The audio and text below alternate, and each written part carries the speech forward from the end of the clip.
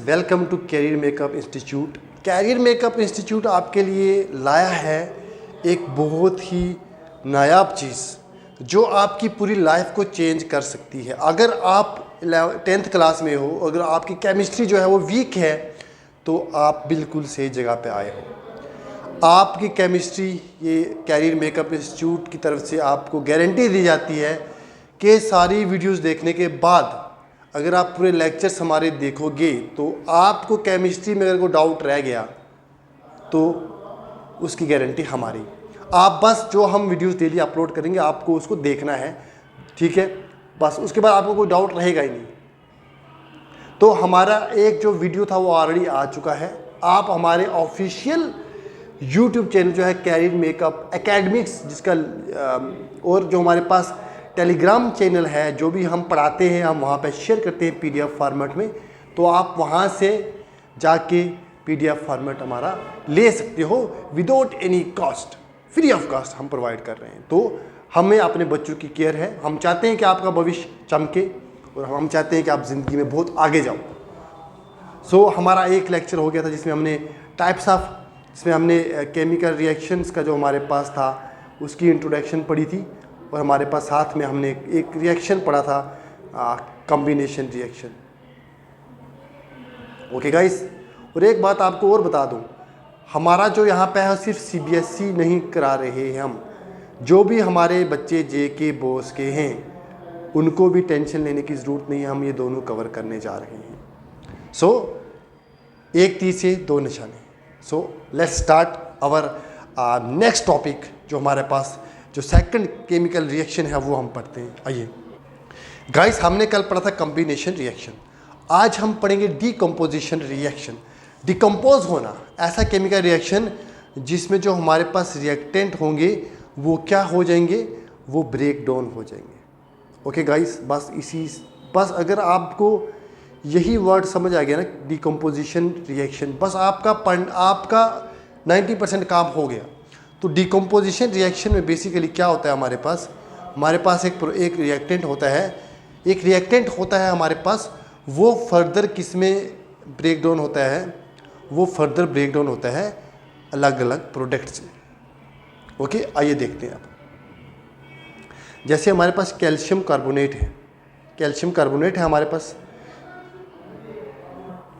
जैसे हमारे पास calcium carbonate है। ओके, कैल्शियम कार्बोनेट को जब हम डिकम्पोज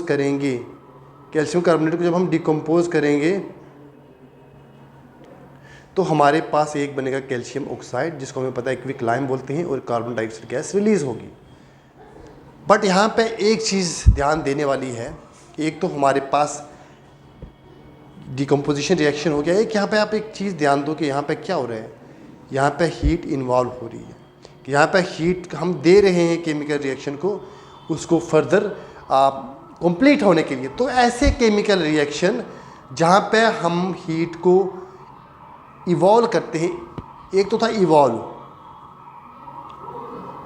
जो हीट निकलती है उसको बोलते हैं एक्सोथर्मिक, एक था हीट का इन्वॉल्व होना, उसको बोलते हैं एंडोथर्मिक रिएक्शन। ओके, तो ये वाला जो हमारे पास है वो एंडोथर्मिक रिएक्शन है।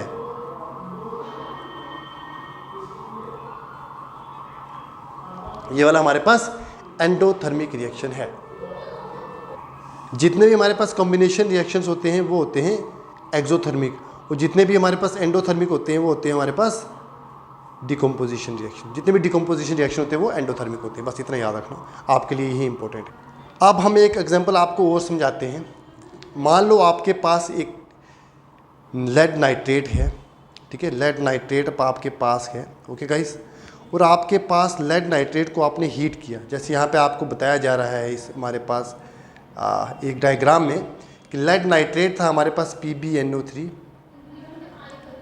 इसको जब आपने हीट किया तो हीट करने से क्या बना हमारे पास, एक तो नाइट्रोजन गैस हमारे पास जो रिलीज़ हुई, एक ऑक्सीजन गैस रिलीज़ हुई हमारे पास, और हमारे पास एक पीछे पाउडर फॉर्म बचा किसका, लेड ऑक्साइड का। आपको समझ आया? दोबारा से समझाता हूँ, टेंशन नहीं लेनी, दोबारा से समझाता हूँ आपको। आइए,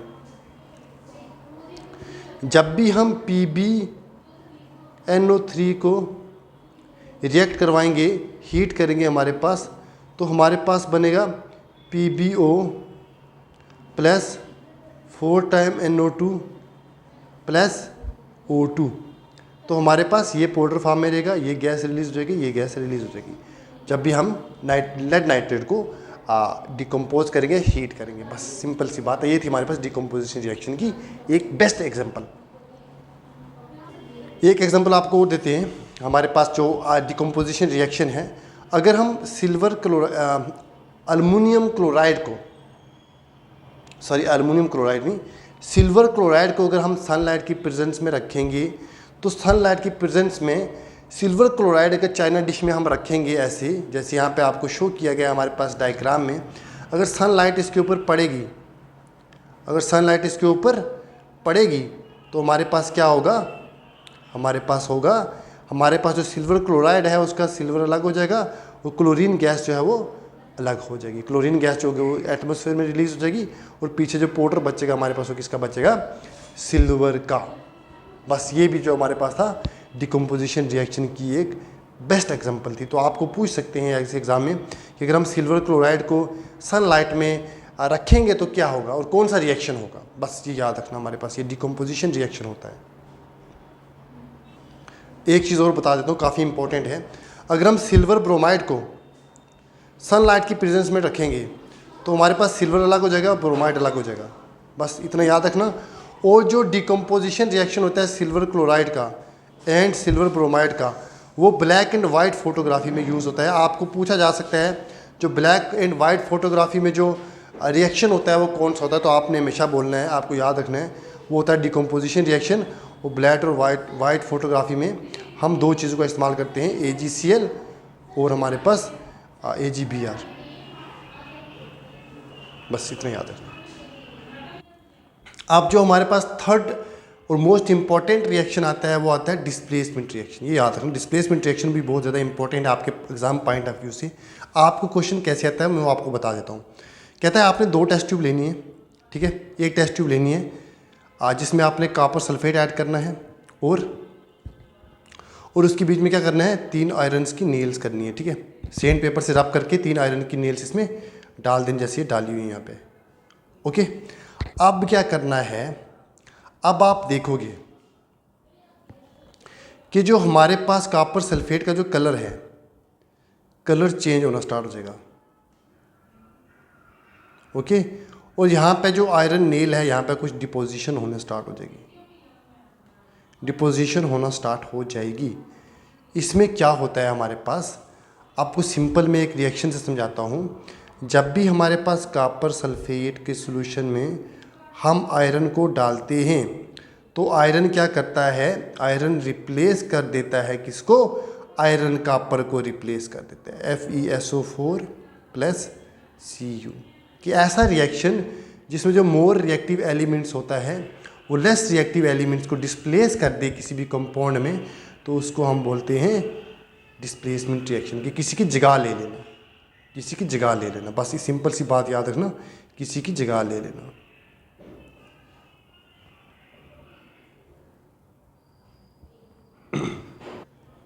जैसे ये दिया है देखो, जब हमने पहले इसका जो कलर था कॉपर सल्फेट सॉल्यूशन का वो ऐसा था, और बाद में कॉपर सल्फेट सॉल्यूशन का कलर चेंज हो गया। चेंज क्यों हुआ, क्योंकि जो कॉपर था कॉपर को डिस्प्लेस कर दिया आयरन ने, और आयरन सल्फेट के साथ क्या कर दिया, रिएक्ट कर दिया।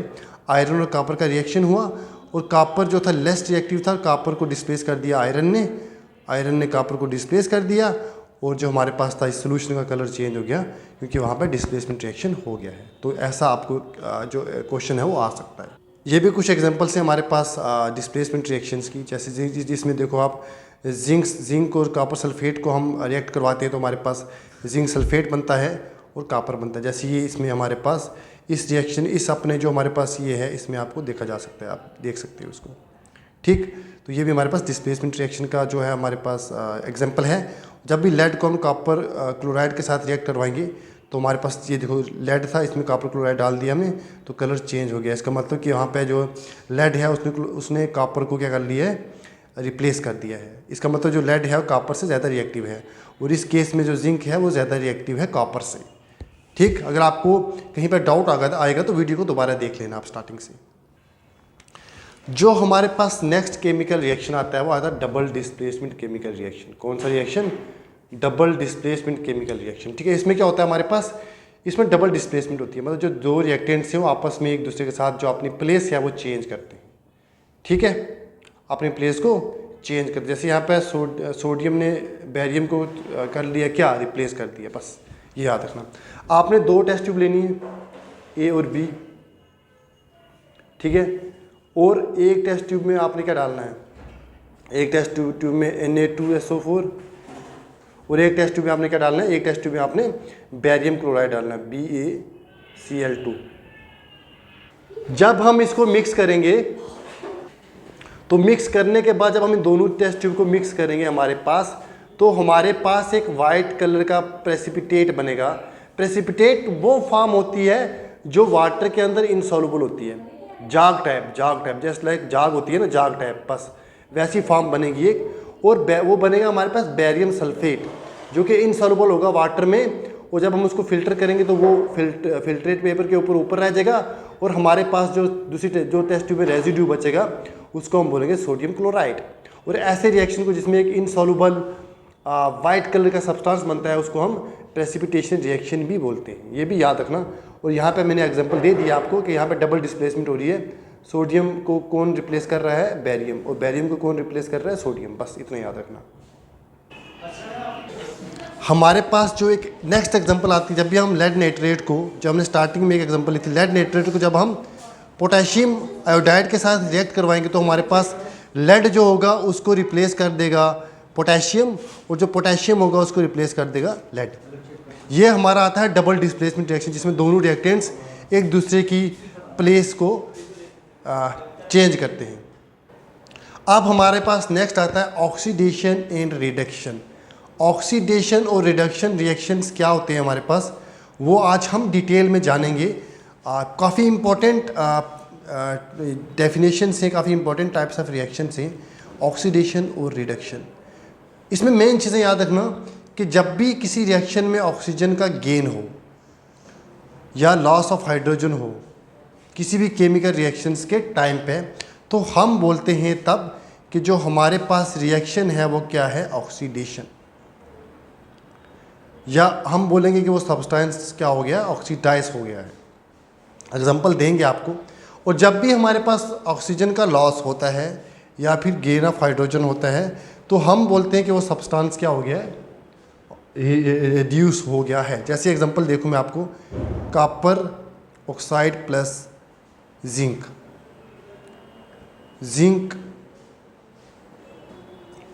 Zinc oxide plus copper. तो यहाँ पे क्या हो रहा है, कौन बताएगा मुझे, कमेंट सेक्शन में बताओ यहाँ पे क्या हो रहा है। यहाँ पे बेसिकली कॉपर जो है वो क्या हो रहा है, कॉपर हो रहा है रिड्यूस।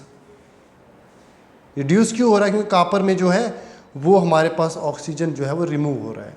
और जो जिंक हो रहा है, जिंक क्या हो रहा है, जिंक हमारे पास जो है वो ऑक्सीडाइज्ड हो रहा है। क्यों, जिंक्स में जो एडिशन है किसकी हो रही है, ऑक्सीजन की। तो जब मैग्नीशियम रिबन जो है आयरन में बर्न होता है, जो हमने पढ़ा था, तो हमारे पास 2MgO बना था।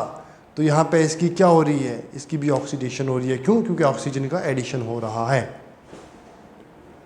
और अगर हम चाइना डिश के अंदर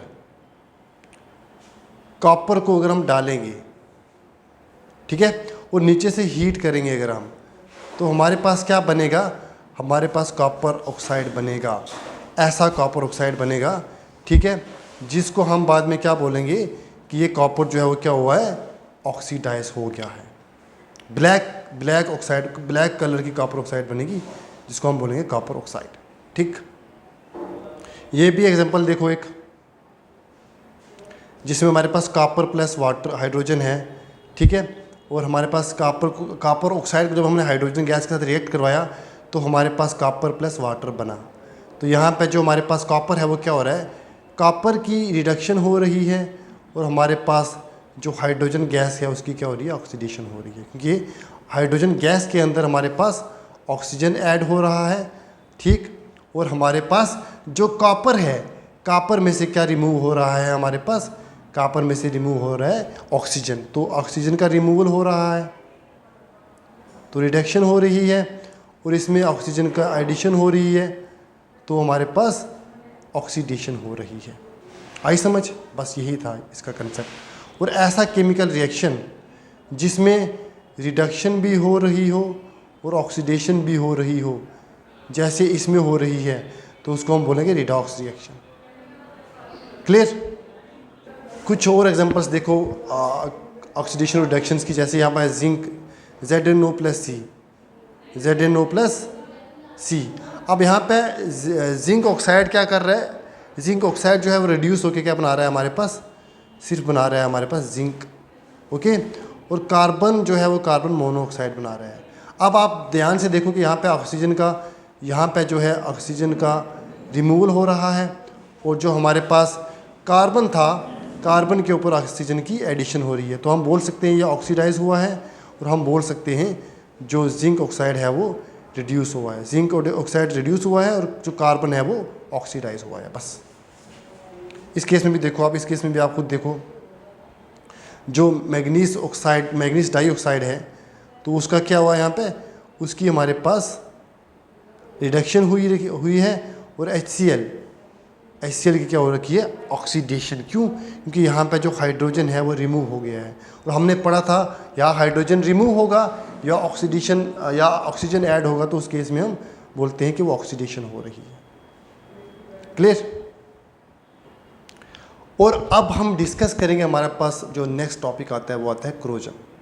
क्रोजन बेसिकली क्या होता है, आपने देखा होगा हमारे पास जो भी मेटल्स के जितने भी हमारे पास आयरन, मोस्ट प्रोबेबली आयरन, अगर हम बाहर रखेंगे हवा के बीच में, तो एक ब्राउन कलर की लेयर बन जाती है इसके ऊपर, तो उसी को हम क्या बोलते हैं, एक कोटिंग बन जाती है, उसको हम क्रोजन बोलते हैं, ठीक है। बट जितने भी मेटल्स के ऊपर एक ब्राउन कलर की बनेगी हमारे पास, एक रेडिश ब्राउन पाउडर फॉर्म की एक लेयर बनेगी, उसको हम बोलेंगे क्रोजन्स। बट अगर आयरन के ऊपर बनेगी तो सिर्फ आयरन के केस में हम उसको बोलते हैं रस्टिंग ऑफ आयरन। सो जो क्रोजन है वो काफ़ी डैमेज कर सकती है कार बॉडीज़ को, ब्रिजेस को, आयरन नेलिंग्स को, उस शिप्स को। तो इसीलिए क्रोजन से हमें अपने मेटल्स को प्रोटेक्ट करने के लिए उसके ऊपर कोटिंग की जाती है पेंट से, ओके, ताकि वो जो है ऑक्सीजन के साथ उसका रिएक्शन ना हो पाए। और जो हमारा नेक्स्ट टॉपिक है वो आता है रेंसिडिटी। रेंसिडिटी आपने बहुत बार देखा होगा, जो अगर आपने घर में खाना रखा होता है जैसे बाहर, तो कुछ टाइम के बाद उसमें स्मेल आना स्टार्ट हो जाती है। तो जब स्मेल क्यों आती है, अगर उसी खाने को आप पैक करके बंद करके रखोगे तो वो ख़राब नहीं होगा। ऐसा क्यों होता है, वो ये रेंसिडिटी और क्रोजन जो है ये एक ऑक्सीडेशन रिएक्शन से हमारे पास कहता है, जो भी हमारे पास आयल्स होते हैं, वो फैट्स होते हैं, वो ऑक्सीडाइज हो जाते हैं, और एक गंदा सा स्मेल, एक गंदी सी स्मेल और टेस्ट आता है, जिसमें हम खाना खाने में हमें बहुत दिक्कत होती है, ठीक है। और जो ऑक्सीडेशन, जो रेंसिडिटी है, एक ऑक्सीडेशन प्रोसेस है। तो इसको प्रिवेंट कैसे किया जाता है, इसको प्रिवेंट किया जाता है एंटीऑक्सीडेंट का यूज़ करके। एंटीऑक्सीडेंट क्या होते हैं, वो सब्सटेंस जो ऑक्सीडेशंस को प्रिवेंट करते हैं। और जिन फूड्स में फैट्स होता है या ऑयल्स होता है, उनकी ऑक्सीडेशन होना बहुत ईजी होता है, इसलिए उनकी ऑक्सीडेशन को प्रिवेंट करने के लिए हम एंटीऑक्सीडेंट जो मेडिसिन है उसका इस्तेमाल करते हैं।